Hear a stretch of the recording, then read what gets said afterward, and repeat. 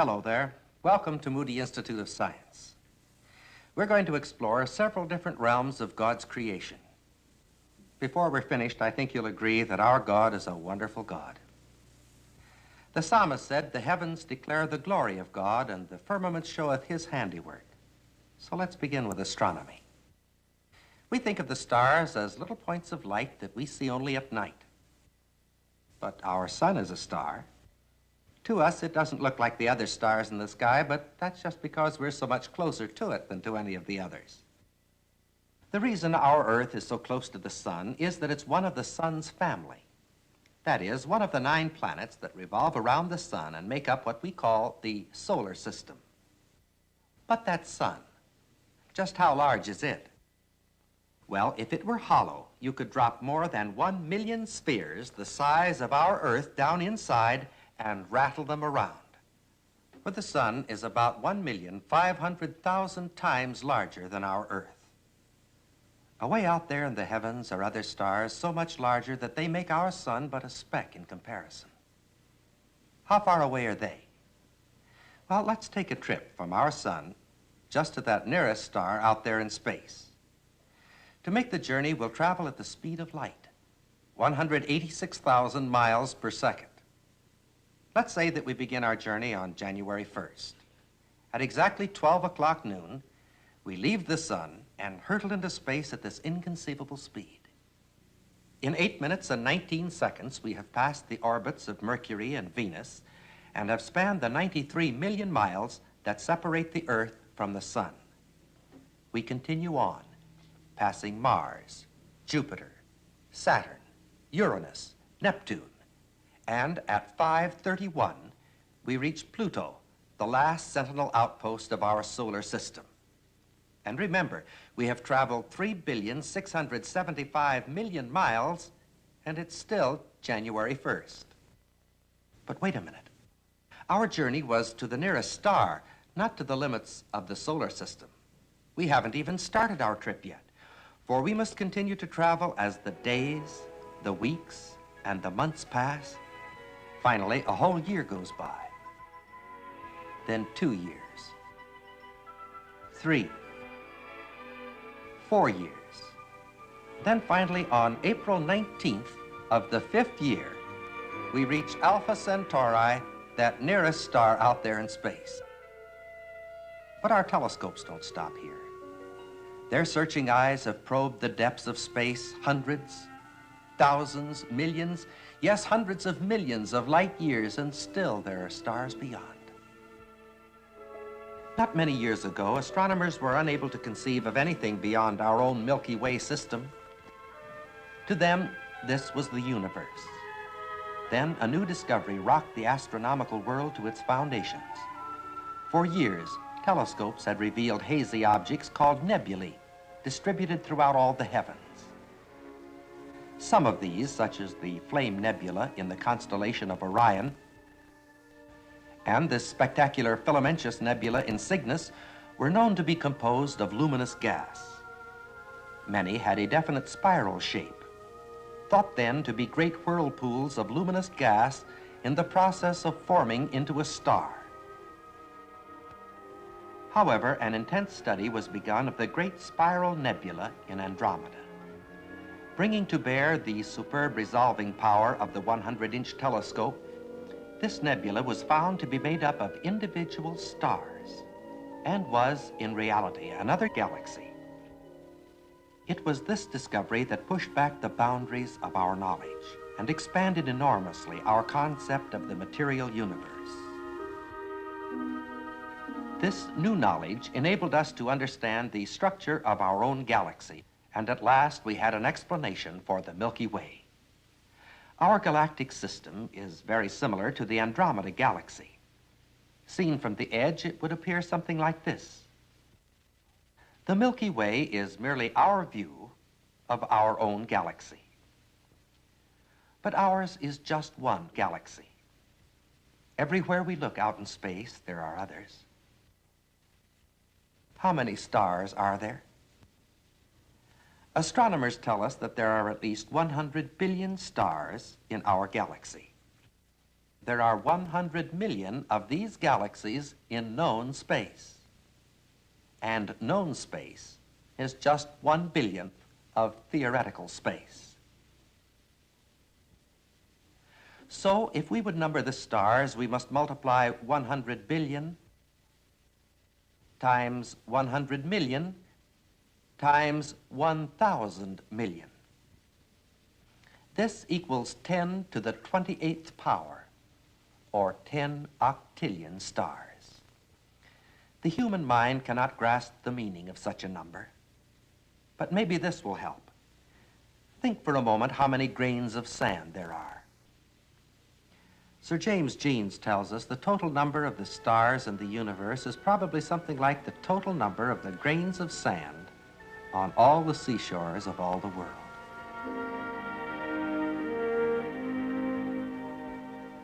Do you feel pretty small? Well, I guess that's the natural reaction. After looking at the immensity of God's universe, man seems just too small and insignificant for God to care anything about. But there are other things to consider. For example, God says, "Consider the lilies of the field, how they grow. They toil not, neither do they spin. And yet I say unto you that even Solomon in all his glory was not arrayed like one of these."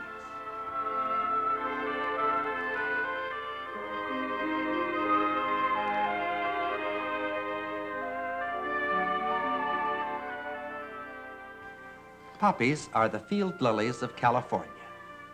Each year in the spring, they stretch a carpet of gold across the valley. This world of ours may be small, but everywhere about us we see beauty and care lavished upon it. The poppy is a friendly flower. It seems at home beneath snow-capped mountains, in the farmer's fields, or along the highway. Remember our verse, "Consider the lilies of the field, how they grow"? Well, let's consider how they grow. We'll start the time compressor and squeeze 4 full days and nights into less than half a minute. On the morning of the first day, the poppies pop open, and late in the afternoon, they close. The next morning, they open again. At night, they close. You see, 2 full days have gone by. The third morning they open, and at night they close. Then the fourth morning they struggle open, wither, and die. There are many wonderful things happening about us each day that we miss simply because they happen too slowly for us to see.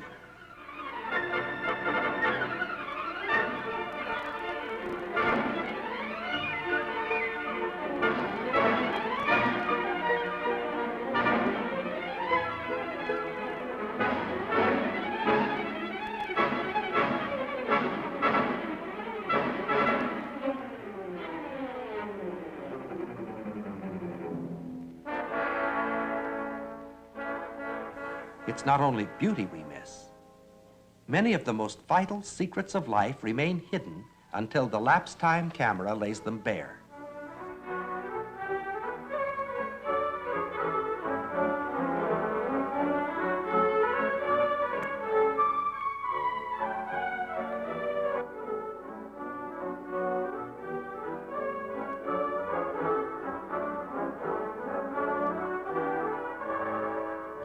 We might think it's the wind blowing the leaves of the daffodil back and forth, but these pictures were taken in the laboratory and there's no wind there. The leaves, you see, grow first on one side and then on the other, giving them this swaying motion. There's a lot of force involved in the growing of living things. The struggle of this azalea bud to open is an example of it. Of course, it's not so evident here, but it's the same kind of force that enables growing roots to lift a sidewalk or crack the foundations of a house. Each flower has its own special tempo of growth as it unfolds. The begonia, for example, is so active that it's almost impossible to keep the camera focused upon it.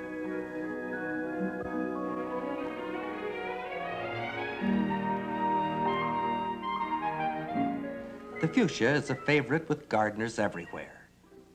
But how many of them realize that it grows like it had a bad case of hiccups?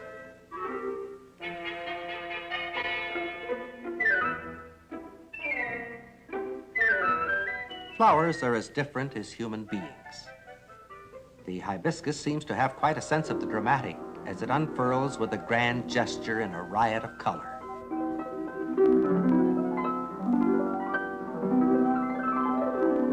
There's an old-fashioned grace about the cyclamen.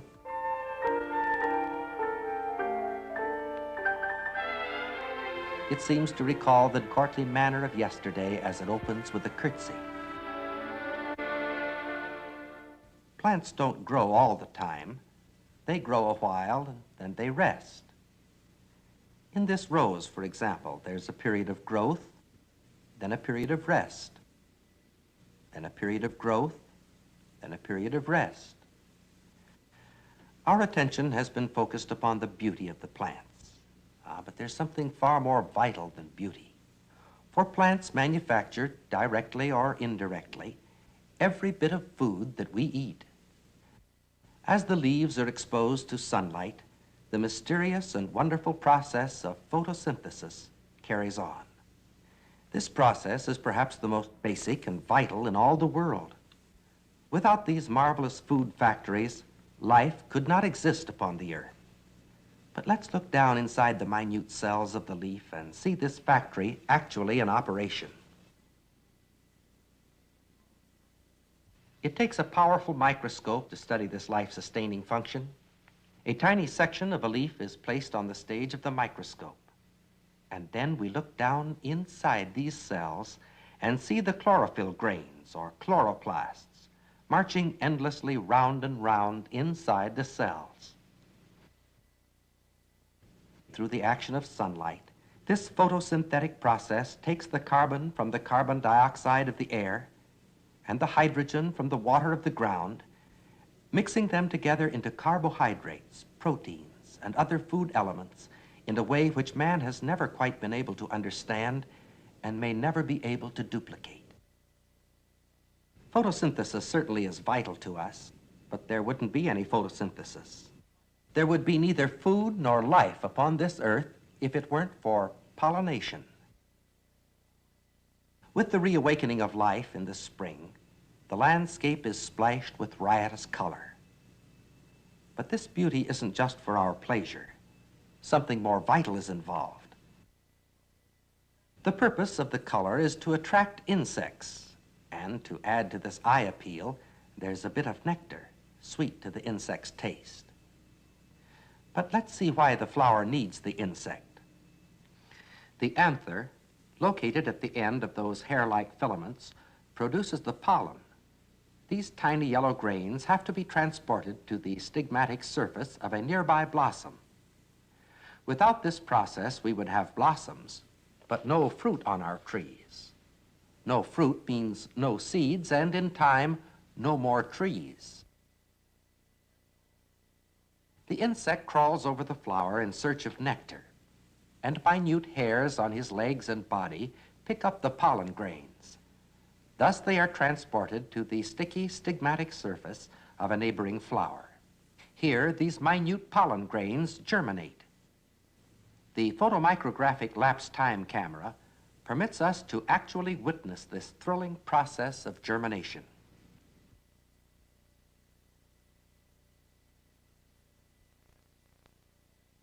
Certain insects play an important part in this basic process.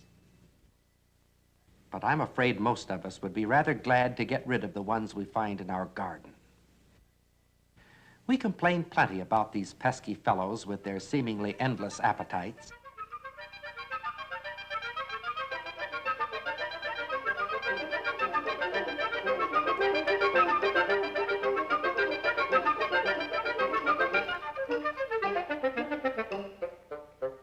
Let's examine the life history of one caterpillar, the anise swallowtail. As the days of the caterpillar's existence as a larva draw to a close, he begins an amazing series of preparations for the next event of his life. The spinning of this silken loop is an important step in that process. After anchoring the ends of the silk thread in just the right spot, he weaves strand after strand until it forms a strong cord.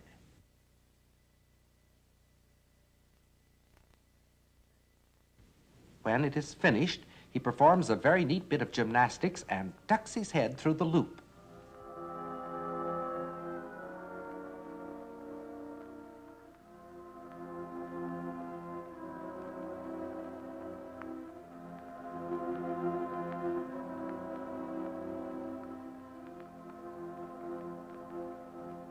As soon as the loop is just where he wants it, he hangs quietly for a couple of days.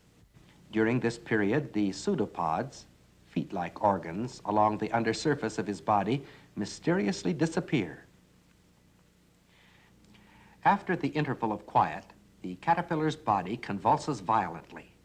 Then begins a series of rhythmic muscular contractions. All of us know that the caterpillar turns into a chrysalis, then into a butterfly, but few people actually witness the transformation. This is not lapse time photography. This is the actual speed at which the change occurs. During these few moments, he is shedding his skin, his feet, and all the external features of the caterpillar to emerge into a mysterious phase of life called the chrysalis.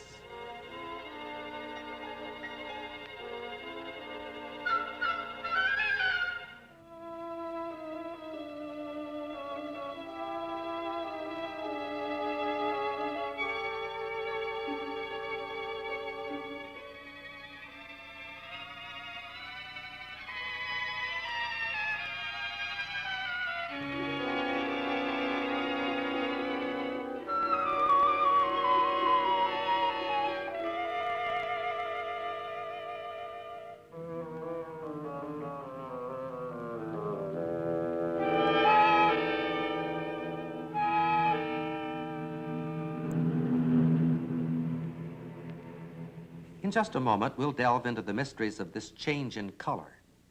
But first, let's retrace our steps briefly. Before the caterpillar loses his skin, holding onto the twig is comparatively simple. But when he sheds this skin, he performs an acrobatic feat that makes the man on the flying trapeze look like an amateur.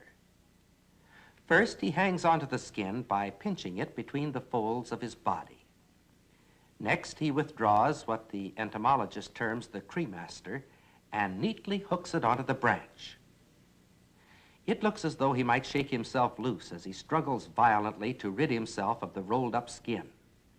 But we don't need to worry about this. He has fastened himself in a way that will support more than 100 times his own weight. Key to this support is the cremaster, unique organ at the extreme lower tip of his body. It's actually no larger than the head of a pin, yet the microscope reveals it is covered with 140 tiny sharp hooks, just the equipment he needs. But the hooks are just half the story. Several days earlier, the caterpillar had the foresight to spin this strong, almost invisible web of silk on the branch. And it is this web that holds the hooks of the cremaster secure. Can you spot the chrysalis in this picture? Pretty well hidden, wasn't it? This blending of the colors into the background is no accident. It is deliberate camouflage. Caterpillars forming these chrysalids were all of the same type, the Anis swallowtail. Fed the same food, raised under identical conditions, there was just one difference. They were placed on different colored sticks just before entering the chrysalis stage.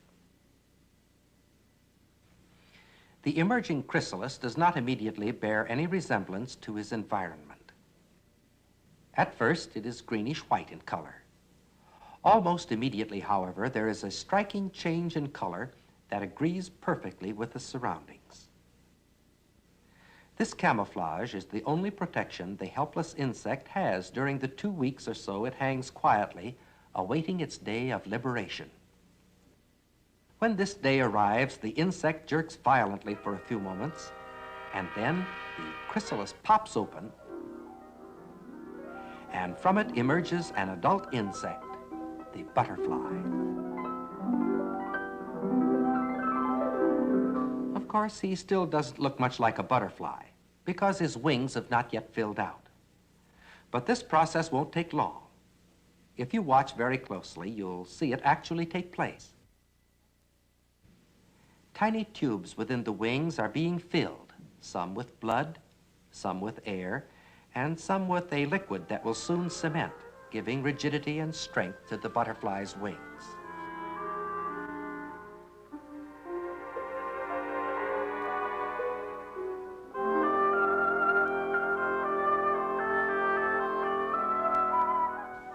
And so the caterpillar pays his debt to society.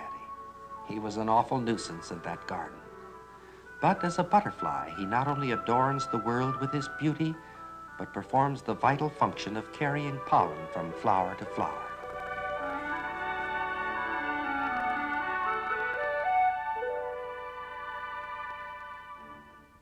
The paramecium has been the biologist's classic example of simplicity. It is a tiny one-celled microorganism which careful study has revealed possesses a tremendous life potentiality. Some forms, under ideal conditions, reproduce every 3 hours. Fortunately for us, this process doesn't continue without interruption, and the didymium is one reason it doesn't. These little fellows eat paramecia. Though much smaller than their victims, they actually swallow them whole. Each didymium will eat at least 6 whole paramecia every day. But what would happen if the reproduction of one paramecium went on unhindered? If this process could continue for just 5 years, we would have enough paramecia to solidly pack all known space. For many years, we have been told that paramecia are so simple that they are all of one sex and that they reproduce merely by dividing and becoming 2. But a new discovery has burst like an atomic bomb in the biological world. These tiny creatures that were supposed to be so simple have been found in some ways more complex even than man himself. These are paramecium bursaria. Their green color is the result of an amazing method of actually labeling the tiny organisms. Present within the paramecia is a microscopic form of algae, which varies from light to dark green in proportion to the amount of light allowed to accompany growth. Using a tiny glass tube called a micropipette, about the diameter of a human hair, paramecia of one sex are injected into a culture of a different sex.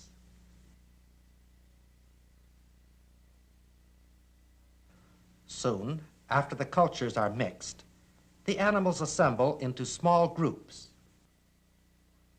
Others then join these groups until sometimes 50 or more are clumped together. After a time, however, these groups break up into pairs according to a definite and predictable pattern. In most forms of life, there are but 2 sexes. Paramecia, however, are multisexual. More than a score of different sexes are known among them. In the search for simplicity, the scientist has discovered an overwhelming complexity. Just a drop of water? No. A complex world just as full of wonders as the whirling galaxies of distant space. Well, these are strange and wonderful things, aren't they? What do they mean to you personally? This is an important question. Many times these days we hear the statement, it isn't what you know, it's who you know that counts. The statement is made cynically, of course, but there's a real sense in which it is very true. For the man who does not know God is living an empty life. A God who can create 100 billion universes and then hurl them into space and fill them with all the minute miracles of life is a wonderful God. What is your relationship to him? Is this wonderful God a total stranger? If so, then your life is empty and pointless, even though it be filled with all the knowledge and the wisdom of this world. Some people go through life with God as a constant companion, as a partner in every adventure. Have you wondered about the reality of this relationship? Well, the answer to that question is personal experience. And after all, isn't that the best answer? How can we enter into this relationship with God? By turning over a new leaf, deciding to do better? I doubt if your experience with this formula is any more successful than mine. We need a new life, not a new leaf. We're apt to think of God's work in creation as something connected only with the dim and distant past. But God's work as creator is not over. He stands ready today to perform for you his greatest creative miracle. Let me read you a verse from the Bible.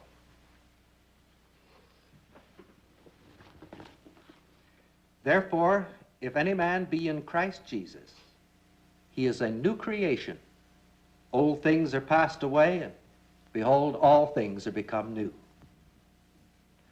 God offers to create in us a new life, a life of peace instead of turmoil, a life of victory instead of sin and defeat, and a life of eternal glory instead of eternal suffering.